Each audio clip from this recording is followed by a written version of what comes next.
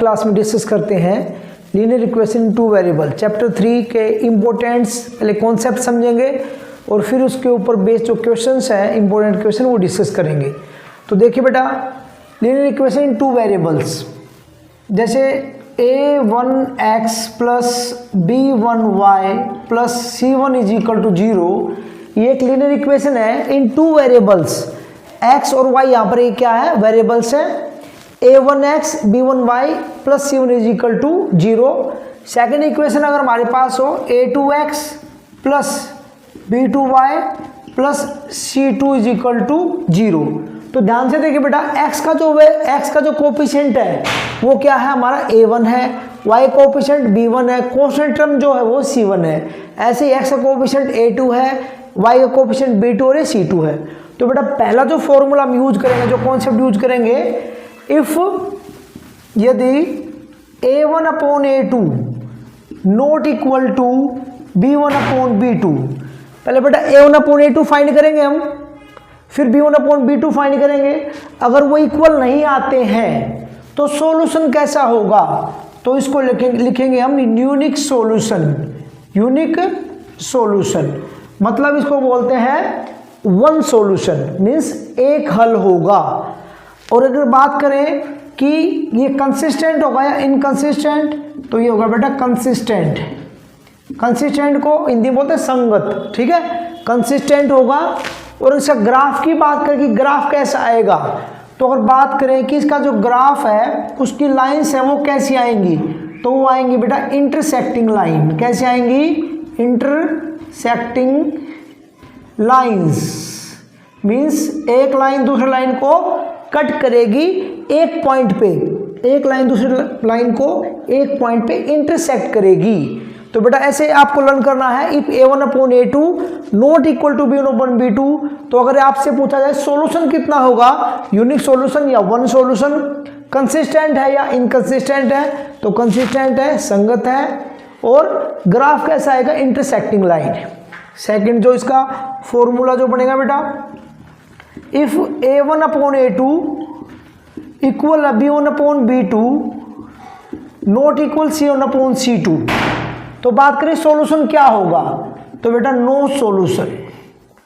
No solution का मतलब कोई हल नहीं होगा, एक भी सॉल्यूशन इसका पॉसिबल नहीं है। और ये क्या होगा बेटा, इनकंसिस्टेंट। क्या होगा बेटा, इनकंसिस्टेंट मतलब असंगत होगा, इनकंसिस्टेंट। और बात करें ग्राफ की, तो ग्राफ आएगा इसमें बेटा पैरेलल लाइन। क्या आएगा बेटा, पैरेलल लाइंस।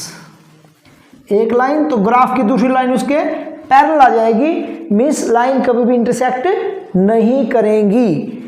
थर्ड कंडीशन जो है बेटा, if a1 upon a2 equal है b1 अपॉन b2 इक्वल है c1 अपॉन c2, तीनों ही रेशियो हमने निकाले और तीनों ही इक्वल आ गए, तो क्या होगा बेटा, infinite many solution. Infinite many solution, अनेक हल होंगे, इनफाइनाइट मैनी सॉल्यूशन में होंगे बेटा इसके। और ये क्या होगा, कंसिस्टेंट। कैसे होगा बेटा, कंसिस्टेंट। और जो लाइंस आएंगी वो आएंगी कोइंसिडेंट। कोइंसिडेंट मीन्स एक लाइन आएगी तो दूसरी लाइन भी उसके ऊपर ही आएगी। तो दूसरी लाइन इसके ऊपर आएगी तो हर पॉइंट पे वो क्या कर रही है, उसको कट कर रही है, तो इसलिए इनफाइनाइट मैनी सॉल्यूशन होंगे। तो बेटा ये तीन कंडीशन है, इन तीन कंडीशन को ध्यान से समझ के बिल्कुल टिप्स पे कर लीजिए। इस कॉन्सेप्ट के ऊपर क्वेश्चन आना ही आना है एग्जाम में। आइए देखते हैं अब इस कॉन्सेप्ट के ऊपर क्वेश्चन कैसे पूछे जा सकते हैं। तो पहला जो टाइप है बेटा वो MCQ में भी पूछा जा सकता है। जैसे आपके सामने दो लीनियर इक्वेशन है, x minus 2y plus 5 is equal to 0, 3x plus 4y plus 20 is equal to 0। चार ऑप्शन आपके सामने कि कौन सा इसमें से सही है।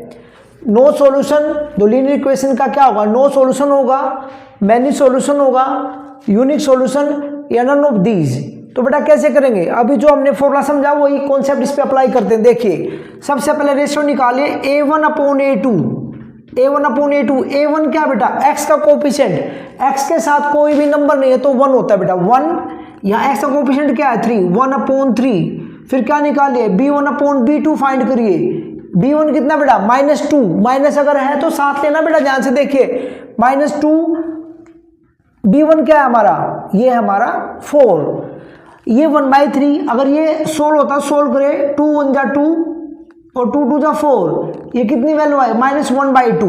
अब a1 अपॉन a2 और b1 अपॉन b2 दोनों अलग अलग हैं बेटा, इक्वल नहीं है, तो c1 अपॉन c2 निकालने की नीड नहीं है। तो क्या हुआ a1 upon a2 not equal to b1 upon b2, जो अभी हमने कॉन्सेप्ट बताया उसकी फर्स्ट कंडीशन इसके ऊपर अप्लाई हुई बेटा। फर्स्ट कंडीशन क्या बताया था हमने, यूनिक सॉल्यूशन, मतलब एक हल होगा, option C is the right answer.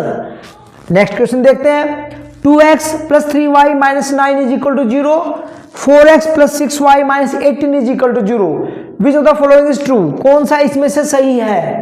तो बेटा देखिए इंटरसेक्टिंग लाइन आएंगी इक्वेशंस की, या पैरेलल लाइन आएंगी, या कोइंसिडेंट लाइन आएंगी, या नन ऑफ दीज। तो कैसे करेंगे बेटा, वही है रेशो निकालिए, a1 अपॉन a2 फाइंड करिए, x का कोफिशिएंट क्या है 2, x का कोफिशिएंट क्या है यहाँ पर 4, सोल्व करिए, अगर सोल्व होता है तो 1/2, फिर b1 अपॉन b2 फाइंड करिए बेटा, ये 3 अपॉन में 6, y का कोफिशिएंट सोल्व करिए 1/2। अब ध्यान से देखिए a1 अपॉन a2 की वैल्यू 1/2 है, b1 अपॉन b2 की वैल्यू भी 1/2 है, तो c1 अपॉन c2 भी निकालना जरूरी है, क्योंकि हो सकता है वो इक्वल आए या ना आए, दोनों ही केस हो सकते हैं। तो फिर हमने फाइंड किया c1 अपॉन c2 कितना बेटा -9 अपॉन -18, माइनस से माइनस कैंसिल, ये भी कितना बेटा 1/2। तो ध्यान से देखिए बेटा a1 upon a2 1/2, b1 upon b2 1/2, c1/c2 1/2, तीनों ही इक्वल हैं, तीनों इक्वल हैं तो क्या होगा बेटा, अगर सॉल्यूशन की बात करें तो मैनी सॉल्यूशन, लेकिन यहाँ पर सॉल्यूशन ना पूछ के लाइंस के बारे में पूछा है, तो मैनी सॉल्यूशन वाले के साथ साथ क्या होते हैं कोइंसिडेंट लाइंस, तो ऑप्शन सी भी इसका राइट आंसर भी ऑप्शन सी ही होगा। और एक ऐसे ही पूछ सकते बेटा, ऐसे इक्वेशन देके आपसे पूछ सकते हैं कंसिस्टेंट है, इनकंसिस्टेंट है, बोथ है, या नन ऑफ दीज है। तो आपको ध्यान रखना है जिसमें सॉल्यूशन होता है यूनिक सॉल्यूशन या मैनी सॉल्यूशन, उसमें तो आता है बेटा कंसिस्टेंट, और एक कंडीशन है नो सॉल्यूशन वाली, वो क्या होता है इनकंसिस्टेंट। तो आज हमने इंपॉर्टेंट फॉर्मूले जो कॉन्सेप्ट है वो समझा, और उसके ऊपर जो एमसीक्यू में कैसे पूछा जा सकता है वो चीजें समझी। अब नेक्स्ट क्लास में और इंपॉर्टेंट क्वेश्चन इसके ऊपर बेस्ड 2 मार्क्स में या 3 मार्क्स में कैसे पूछे जा सकते हैं वो डिस्कस करेंगे बेटा। ऑल द बेस्ट, अपनी पढ़ाई अच्छे से जारी रखिए।